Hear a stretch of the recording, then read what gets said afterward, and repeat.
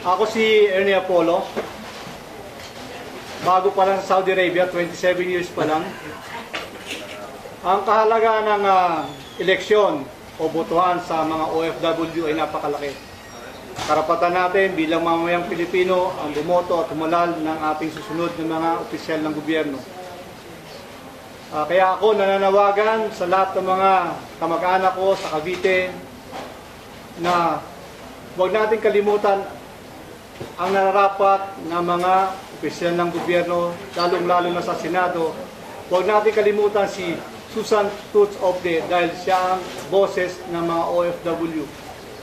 Yun lamang at maraming salamat.